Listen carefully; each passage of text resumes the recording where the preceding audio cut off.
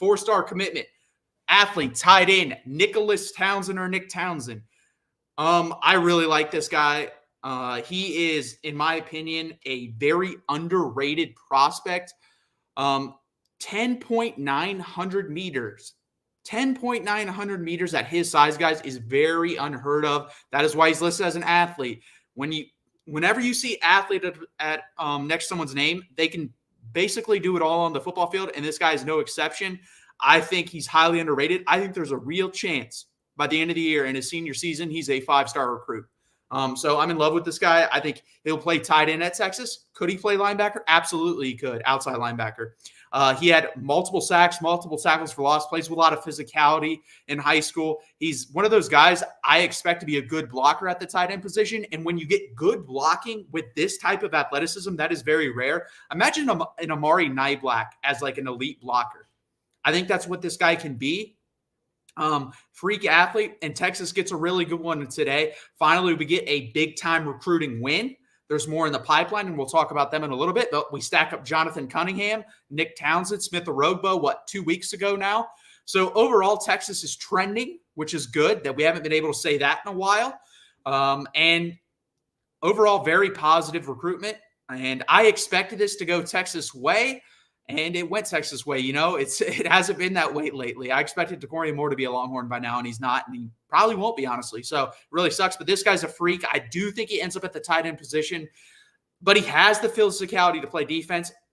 And honestly, it's kind of his choice. I would suspect he's going to play tight end because unless he's an elite outside linebacker, you make more money being a tight end. So we do win that one. Another guy that did come down the pipe today but did not land at Texas is Tanook Hines. I was actually wrong on that. I thought he was going to go to Notre Dame. He was trending in Notre Dame for a while, so congratulations. We just talked about him, USC. They won that recruitment. They obviously pushed hard at the end, and they were able to get it. He's a good player, guys. Texas was never really in the running for him. Andrew Marsh is another guy like that. They were on campus. They were interested in Texas, but I think Texas showed less interest in them than they did in Texas. And that's why Tanook Hines goes to USC. Andrew Marshall will probably end up going to Michigan. So overall, a good day for the Longhorns. And what do we have up next? So we'll talk about recruiting updates. So 4-star Kelshawn Johnson, because of Hurricane, Burrow down in Texas, he was unable to commit last week, and this has helped out Texas. Now, remember, Texas wanted DeCorian Moore, Jamie French, Glockt, whatever order. I'm sure that's probably the order, honestly. And they were really pushing for DeCorian Moore. Kelshawn Johnson, to me, was that fourth guy, and he wasn't receiving as much attention, but he definitely was a priority. And what I mean by that is when you have DeCorian Moore, you're going to go after him a little bit harder, a little bit longer than a Kelshawn Johnson. But once DeCorian Moore went to Oregon, I think it helped out Texas. And Steve Sarkisian even made it a priority to say, hey, you are a priority for us. When Kelshawn Johnson came to the University of Texas for his official visit, he sat down with Kelshawn Johnson. He said, hey, man, in a private meeting, I don't know what they said, but I'm assuming it was, hey, man, you fit in this. We can make you fit in this. You see what I do with wide receivers. You can be a highly rated wide receiver and highly touted wide receiver in my system and hopefully get to the NFL. This guy definitely fills that speed need, which you lost with DeCorian Moore. Jimmy French, Khalid Lockett, both good athletes, but they're not speed demons like a Kelshawn Johnson or DeCorian Moore. Obviously, Kelshawn Johnson is not highly rated or as good as DeCorian Moore, but he's still a good player. And I do want Texas to get him. I think Texas has a chance. Right now, I think it's A&M probably 60, I'll say 55-45 A&M over Texas. But who knows? And tomorrow, I believe he does pick. He's been iffy. Like I said, the Hurricane pushed it back, and then he was supposed to do it sometime late last week. And he said, no, I'm going to push it into next week. So I think that has helped Texas. Steve Sarkisian has been in contact with the parents and his mom specifically. And basically, he's pushing it. He wants this guy, man. So I want him too. He's, like I said, a little bit smaller, but he's a speed demon and he fits in the offense really well. And when we get to the roster updates, Sark has a type, and we'll talk about that later. But Kelshawn Johnson is definitely that type. Next up, we have Michael Terry. Last week, he said his Final Four are Oregon, Texas, Nebraska, and Texas A&M. Texas and Texas A&M are recruiting him as an athlete. That means we're going to get you on campus. We're going to see what you can do. We're going to see where you fit, and that's where we're going to place you. Nebraska is saying wide receiver or tight end, and Oregon is saying running back. So to me, guys, he will choose the place where he wants, like what position he wants, based on what position he wants to play. If he wants to be a running back, he'll be at Oregon. If he wants to be a tight end / wide receiver, he'll be at Nebraska. If he's open to playing anywhere, he'll be at Texas or Texas A&M. I would favor Texas in that slightly. He is really big for running back, honestly. I think he's going to end up being probably 6'3", like 220, 230. Like, that's gigantic for a running back, so I don't really see him at running back. Plus, Jordan Davidson just went to Oregon, so it really surprised me if he did choose Oregon, even though they have kicked our butt lately. I personally think, man, I don't know. I feel like Nebraska. I don't know. I just have a feeling there. That's my gut feeling on it. Obviously, if he's open to it, he can play whatever position he wants or whatever he's best at Texas. He could end up being another tight end. Imagine him and Nicholas Townsend running at tight end. That would be spectacular. That would be the best freshman tight end combination in the country. So it'll be interesting there. And that's also what A&M is pitching. Come here, be with Keody Armstrong, be the best tight end combination. But honestly, if you choose Texas or Texas A&M, they have the best combo of tight end freshmen in the country. So we'll see what he does. And then 5-star Jamie French. Texas leads, Tennessee in a far second. It's hard for me to discount Miami, even though he doesn't really want to play in state for whatever reason. I think it's just like DeCorey Moore kind of wants to get away from home, experience freedom by himself. But we will see. I don't know what's going to happen here, guys. I would love for Jamie French to jump into Texas' boat because he's definitely what we need, especially missing out on DeCorey Moore. But the problem is he's also going to Georgia. And it's his last official visit will be Georgia. So going to the best program in college football for your last official visit, yeah, that's going to hurt. That's going to suck. So we'll have to see what he does choose to do. I don't know. I think Texas does get this, but I think it's going to be iffy coming down the pipeline. I don't like saying that. I'm going to jump into your comments and questions here real quick. Hey, John, thanks for being here. There we go. And then thank you, Jackson, for putting that in there. That helps. And then there's that link that I was talking about for Amazon. So I really appreciate that as well. Let's go back to this. So recruiting updates, some more guys. Glockt, obviously another 5-star wide receiver. In my opinion, he is the best 5-star wide receiver that we are pursuing or were pursuing, even with DeCorey Moore. I've gotten a lot of pushback and hate for that. Every other person that does this for a living will disagree with me on that. I don't care. I like his tape better. I like long, athletic guys. He's definitely not as good of an athlete as DeCorey Moore, but he's way more. He's a lengthier athlete, DeCorey Moore. So I like him better. I think his ball skills are better in the air. So that's why I like Glockt. You have to win 50-50 balls because let's be honest here, guys. The higher levels you go up, you're not going to be as open. You're just not. Sark will scheme you open, but there's very few that can do it as good as Sark. So it's going to come down to UT, Alabama, and A&M. It's weird because Texas and Texas A&M currently don't have any wide receivers on the roster or any freshman wide receivers or any prospect wide receivers in their classes. They have zero each. So I think they're both pitching the same thing. Come here, be the guy. Now, again, Jamie French can change that, but the thing is, Glockt commits before Jamie French. So I think that helps out Texas a little bit. And I mean, if that's that big of a deal to them, he'll go to A&M because Bama's going to have guys. I think Texas does end up with Jamie French. So Glockt, if he wants to be the star of the show, will end up at A&M. If he doesn't mind taking, 50-50, I'm not even going to say he's taking the back seat. He's taking the passenger seat with Jamie French. I think we'll go to Texas, but we'll see there. And then a guy that's been quiet, Nick Brooks. Apparently, Texas is leading with him. You hear nothing from anyone else. So apparently, Texas is leading over Georgia and USC, which is crazy. This guy's from Cedar Rapids, Iowa, and Iowa can't win him. If Iowa has NIL, they should be spending half of the budget on this guy. He's 6'7", 360 pounds plus. He is a freak, guys. He is huge. Kyle Flood, like I said, Sark has the type. Kyle Flood has the type. Big human beings that he can mold and get to play offensive line. That is this guy to a T. I would love to have him. I think Texas is leading right now. But again, I'm never going to count out a team like Georgia, so we'll see there. I think Texas will hold off USC if that ends up being the 1-2. But if Texas and Georgia, that's a coin flip to me. And then DJ Sanders, a guy that's quiet, just doesn't say anything, kind of like Nick Brooks, very quiet. So we'll see what happens there, but it's Texas A&M, or Michigan. I think Texas leads here, but I think Texas A&M is making up ground. I do think he wants to stay in state, and that's why Michigan kind of floated off into the distance. So I think Texas leading, but barely. A&M could easily win this recruitment. Texas needs this recruitment. We've lost Josiah Sharma to Oregon. We've lost Myron Charles to Florida State. We've had Brandon Brown decommit and go to LSU. We cannot lose this guy. And honestly, guys, he's like the third or fourth. He's the fourth prospect out of those three. We can't lose him. We cannot. He is must get. Like, if you're telling me everyone on here I could choose, you have to get DJ Sanders. You absolutely have to get DJ Sanders. So we'll see what happens there. Another guy, Texas blew this guy away on his official visit a couple weeks ago, Madden Faremo. It was down to Notre Dame. Everyone thought Notre Dame. He was apparently blown away by the new linebacker coach, Johnny Nansen in Texas. He actually delayed his commitment. He's even pushed it back even further. We're thinking late July or August now, so we'll see what happens there. But to me, guys, I would love to have Madden Faremo because we have a lot of similar guys right now in this class of linebacker. Long, lengthy athletes that don't have a lot of meat on the bones right now.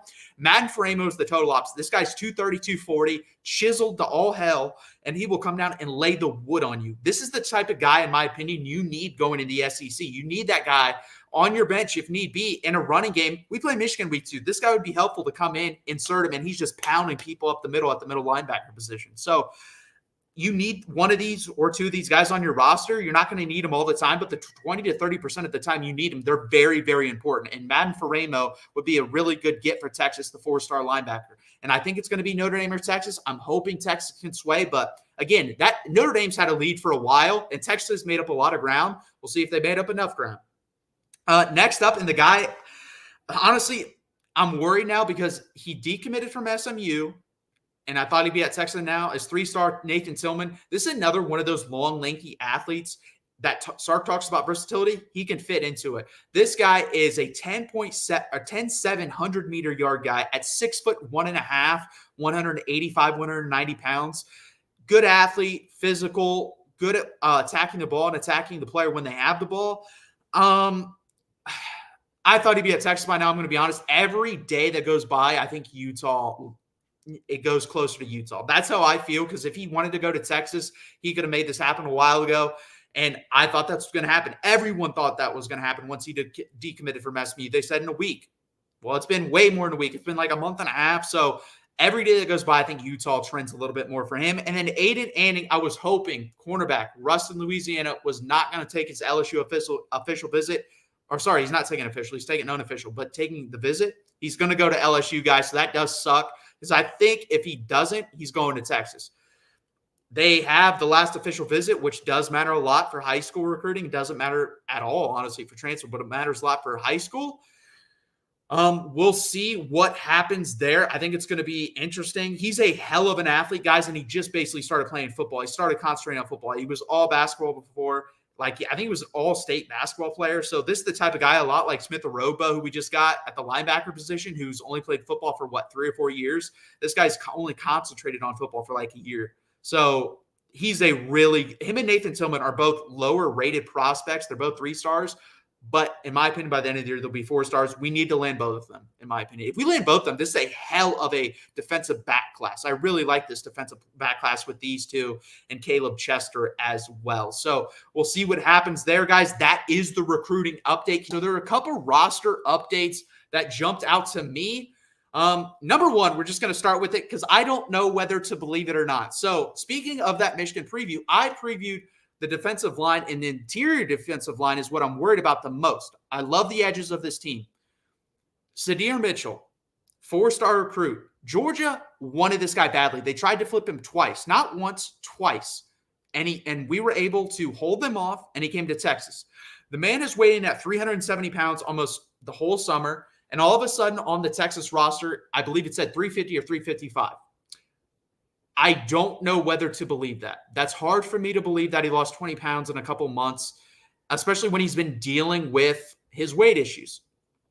Saying that, if he has done that, this changes the whole dynamic of this defensive line room. It really does. I think he's got the highest upside of any of the defensive linemen in that room, and it'd be fantastic if he did. It really would be. Do I believe it? No, I don't. I'm going to have to see him. We're going to have to see it to believe it. Some other good things that I do believe. Quinn Ewers, he is up, I believe, 10 to 15 pounds from last year. That is a lot of armor that will help lead to health. And I believe it because I've seen pictures. He's for sure put on at least 10 pounds, and it's been all muscle. He's had quite a transformation, guys. I believe he was 225 when he came here, but he was fat. Then he came down to 195 last year, and he was kind of skinny. Now he's back up to like 210, 215, and he's pretty muscular. So the strength staff has done a fantastic job of recreating this kid's body, and it matters. It really does. That is armor on your body, and they've done a great job with him.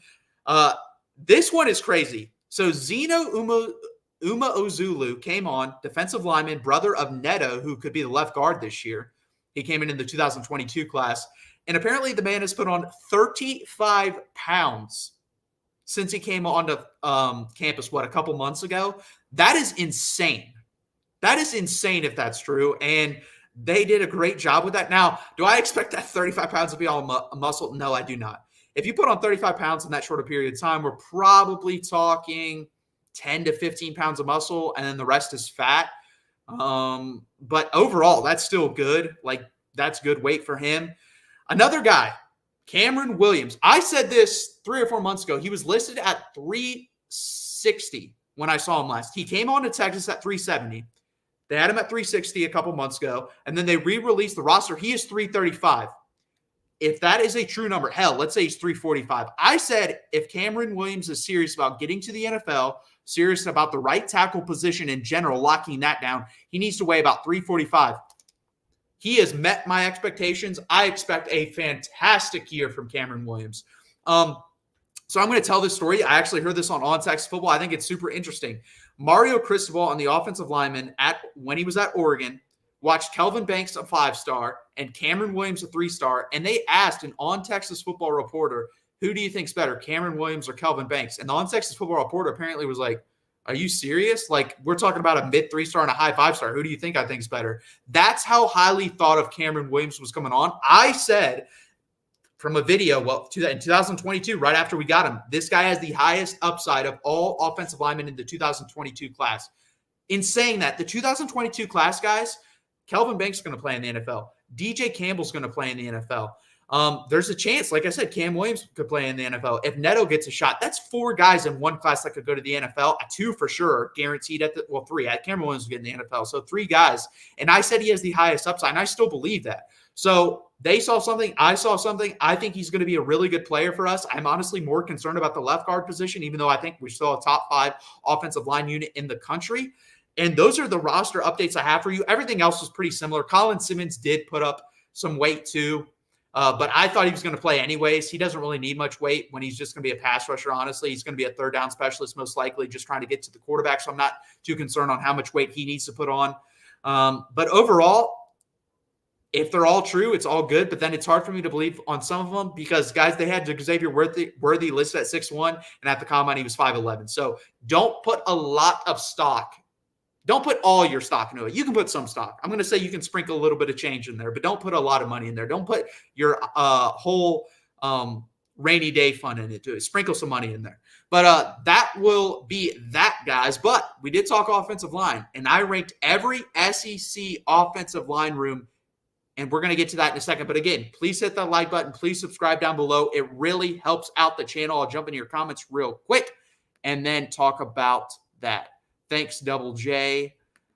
Yes, thank you. Perfect. That is the link for that. It's a fantastic video. I will put it up against there. I've watched other previews. That right there, I'm tooting my own horn, but it's one of the best previews on YouTube for this game so far. It really is. I've watched 3 or 4 other previews. I think we go in depth with it with great analysis, with great detail. So go check that out. I really appreciate it. I can see your running back duo being very good. 100%, John. When I ranked running backs, I had a room as number 1 in the SEC. I think you could debate. Again, when we get to the offensive line, you're definitely going to be able to debate 3 or 4 other rooms in the SEC. But it's not going to be the names you think, honestly. I think I had Auburn and Texas A&M 2 and 3 in some order. I think A&M was second. Alabama's got a lot of talent, but they don't have a lot of production. And Georgia's the same way. They have Trevor Etienne, but they don't have much after that. There's some talented guys in there, but they have no production after that.